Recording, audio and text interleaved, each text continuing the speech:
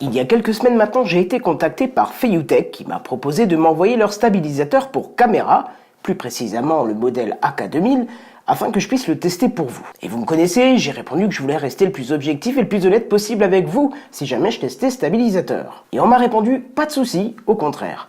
Alors j'ai dit ok pour le test. Et on se retrouve juste après ces petits extraits pour les détails. C'est parti.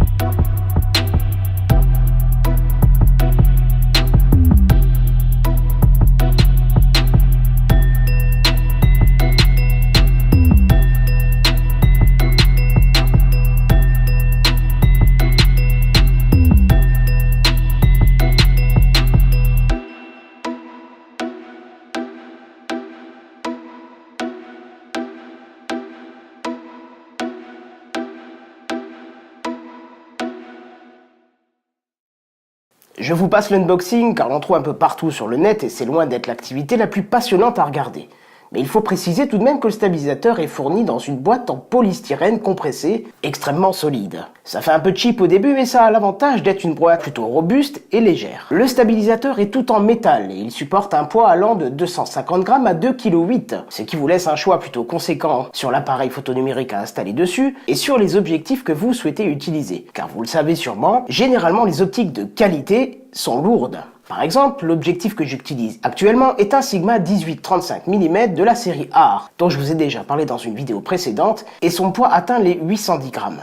Couplé aux 725 grammes du GH5 de chez Panasonic qui filme à l'instant même, on obtient un poids conséquent de 1,5 kg, qui sera quand même parfaitement soutenu par le Feiyutech. Par contre, comme il fait 1,4 kg, lui à son tour, il va falloir muscler vos bras pour manipuler tout ça. Mais ça reste un poids vraiment bas pour un stabilisateur de cette trempe, car pour comparer au Ronin S de chez DJI, on est à 1,850 kg. Alors rassurez-vous, pour vous éviter de devoir prendre un abonnement à la salle de muscu, Feiyutech a prévu 2 pas de vis photo pour le fixer. Une première sous le logement de la batterie, dont on va parler d'ici quelques secondes, et qui vous permettra de le fixer sur un pied d'appareil photo standard, et un autre sur le côté, parfaitement adapté aux vestes de Steadicam.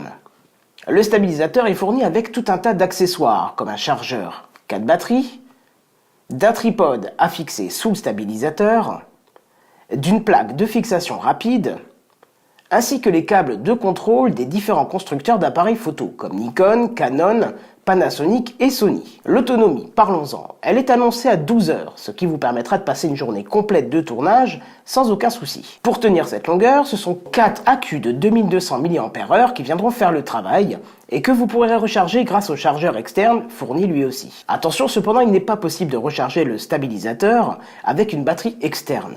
Il faut obligatoirement passer par le chargeur secteur. Le gros avantage de cet AK2000, c'est la présence d'un écran tactile de contrôle, d'une roulette de contrôle multifonction, ainsi qu'une gâchette d'action sur l'avant, mais on y reviendra plus tard. Avant de pouvoir utiliser cet AK2000, il est très important de bien équilibrer l'appareil photo que vous montez dessus. C'est crucial pour la durée de vie des moteurs, ainsi que pour la tenue de la batterie. J'ai vu quelques personnes dire que leur stabilisateur vibrait au repos, et c'est le signe qui indique que vous avez mal équilibré votre appareil sur le stabilisateur.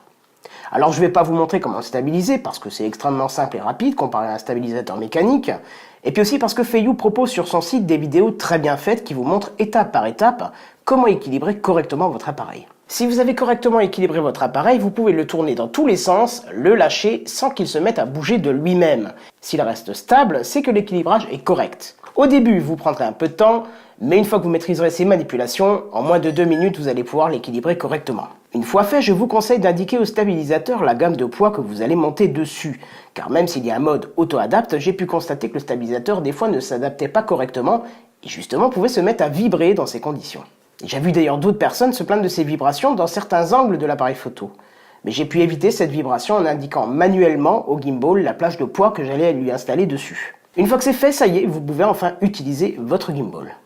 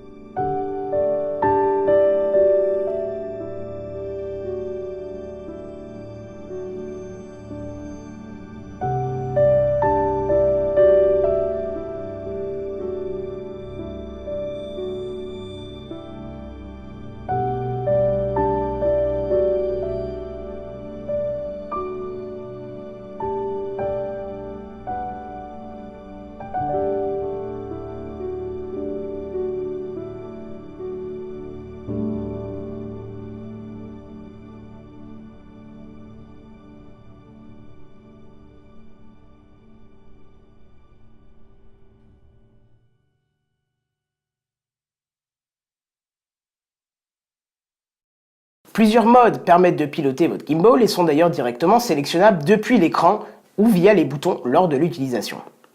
Le mode HF ou encore Horizontal Follow, c'est le mode de suivi horizontal, c'est-à-dire que vous allez pouvoir bouger comme vous le souhaitez, mais le stabilisateur vous garantira l'horizon de votre plan et surtout de filmer à plat.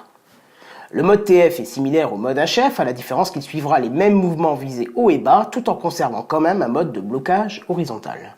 D'ailleurs, à savoir qu'en laissant la gâchette appuyée, vous pourrez utiliser le mode TF de manière temporaire, et qu'une double pression remettra le gimbal en position de départ. Et ça, c'est bien.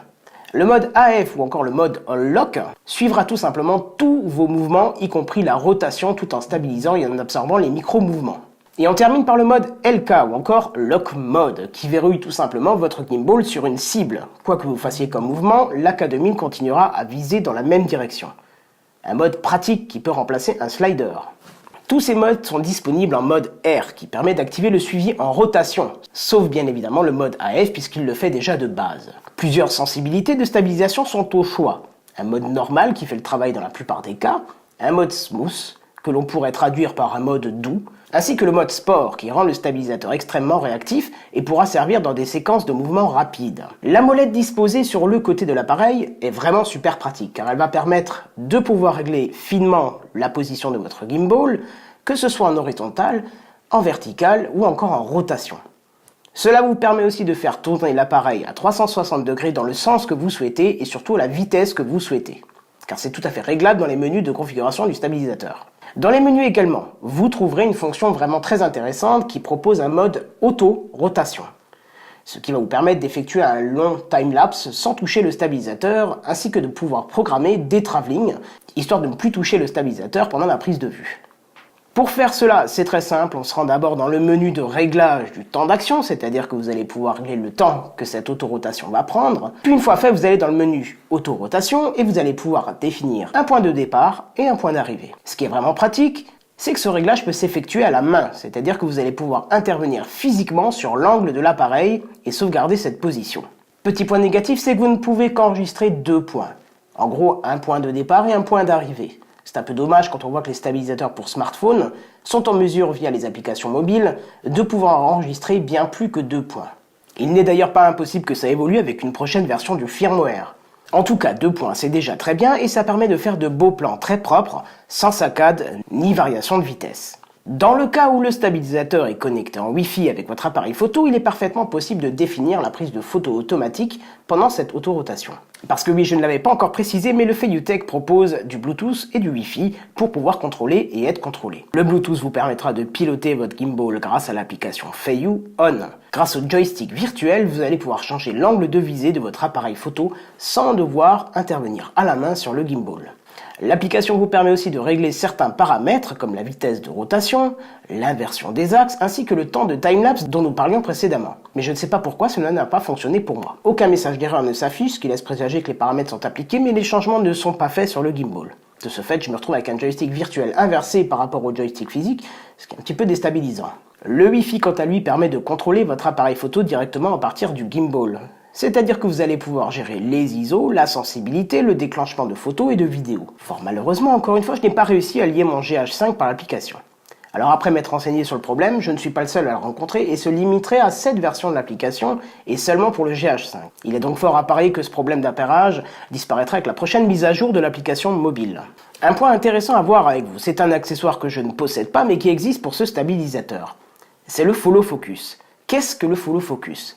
C'est un petit boîtier muni de roues dentées qui s'ajuste au stabilisateur et qui va actionner sur votre appareil photo la bague de focus. Parce qu'il est évident que si l'on intervient manuellement sur la bague de focus alors que l'appareil est sur le stabilisateur, ça se verra sur l'image. Les moteurs ne sont pas faits pour résister à une action manuelle. Et c'est là que le follow focus a toute son importance, car il va être possible de modifier la mise au point de votre appareil grâce à la molette du stabilisateur. Bref, c'est un accessoire indispensable dans le cas de production avec mise au point dynamique. Un autre accessoire qui pourrait aussi vous plaire, c'est une rallonge à placer en dessous du stabilisateur en fibre de carbone et qui, du fait de sa matière, ne rajoute que très peu de poids à soutenir mais vous facilitera la prise en main et la manipulation.